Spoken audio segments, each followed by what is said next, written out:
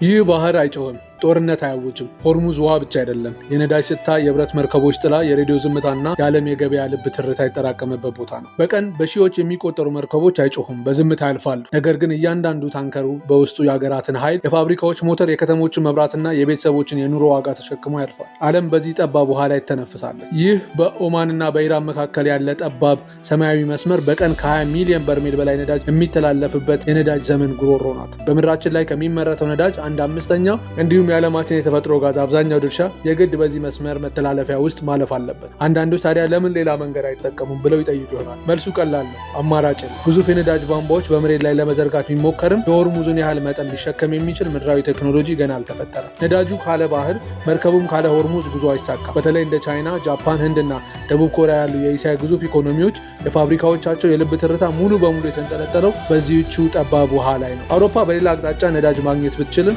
እስያ ግን ያለ ሆርሙዝ መቆማችን።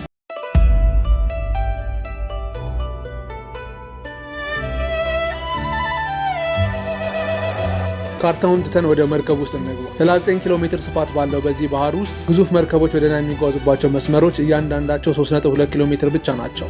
በአንድ ሱፐር ታንከር መቆጣጠሪያ ክፍል ውስጥ ካፕቴኑ የራዳሩን ስክሪን በትኩረት ይመለከታል። በክፍሉ ውስጥ ያለው የሞተር ድምፅ እና የባህሩ አየር ውጥረቱን ይጨምረዋል። ራዳሩ ላይ የሚያዩት ትናንሽ ነጥቦች የአሳ አጥማጆች ይሁኑ ወይም የታጠቁ የጥበቃ ጀልባዎች በቅጽበት መለየት አይቻልም። በሬዲዮ ላይ አልፎ አልፎ የሚሰማው የእንግሊዝኛ ትዕዛዝና የቋንቋ መዘብራረቅ ከባቢውን ይበልጥ ከባድ ያደርገዋል። 330 ሜትር የሚረዝም በሚሊዮን በርሜል ነዳጅ የተሞላ ግዙፍ መርከብ ፍጥነቱን ለመቀነስና ሙሉ ለሙሉ ለመቆም እስከ 10 ኪሎ ሜትሮች ያህል ርቀት ይፈልጋል። በዚህ ጠባብ መስመር ላይ ድንገተኛ ፍሬን የሚባል ነገር አይታወቅም። እዚህ ጋር ስህተት መስራት ያለምን ገበያ ማጨለም ነው። ችግሩ ያለው በውሃ ጥበት ላይ ብቻ አይደለም።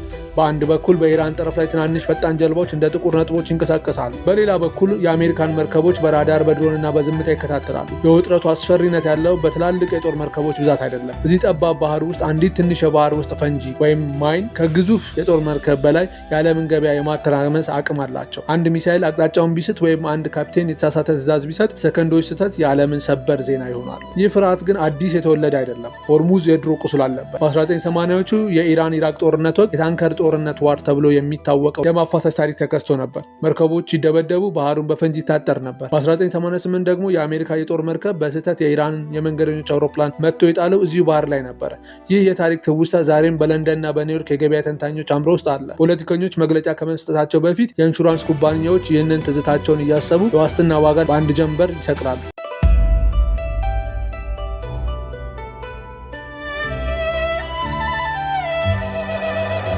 እኛ በኢትዮጵያ ይህን የጂኦፖለቲካ ውጥረት ከመጽሐፍ አንማረውም፣ በኪሳችን ነው የምናውቀው። ሆርሙዝ ላይ ኮሽታ ሲሰማ መጀመሪያ የሚንቀሳቀሱት የለንደን የኢንሹራንስ ደላሎች ናቸው። የጦርነት ስጋት ዋስትና በሚል የመርከብ የጉዞ ዋጋ ይንራል። የባህር ላይ ዝምታ ወደ መሬት ላይ ውድነት ይተረጎማል። ያ ንዝረት ጅቡቲ ወደብ ሲደርስ ከውጭ የሚመጣው ነዳጅ እና የሸቀጥ ዋጋ ይጨምራል። ይህ የዶላርና የበርሜል ስሌት እኛ ጓዳ እንዴት እንደሚገባ አስቡት። የጅቡቲ አዲስ አበባ የጭነት መኪና ሹፌሮች ኬላ ላይ ቆመው ስለ ነዳጅ ዋጋ ጭማሪ ይከራከራሉ። አስመጪዎች አዲሱን የዋጋ ዝርዝር እያዩ የትርፍ ዳጋቸውን ያስላል። በሚኒባስ ታክሲ ውስጥ ነዳጅ ተወደዋል በሚል በረዳትና በተሳፋሪ መካከል ተጣገባ ይፈጠራል። ነዳጅ ማደያዎች አካባቢም ሰልፉ ሲረዝም ማደያ ሰራተኞች የነዳጅ ኮታን ለማስተናገድ ይጨናነቃሉ። በመጨረሻም መርካቶና ሾላ ገበያ ውስጥ ያሉ ነጋዴዎች የጣፉትን የዘይት የዱቄትና የስኳር ዋጋ ሰርሰው አዲስ ዋጋ ይለጥፋል። ቤተሰቦች የኑሮ ጫናው ሲበረታባቸው የዘይት ፍጆታቸው ይቀንሳል። የዓለም ጂኦፖለቲካ እንዲህ ሳያንኳኳ የዕለት ተዕለት ኑሯችንን ይፈትነዋል።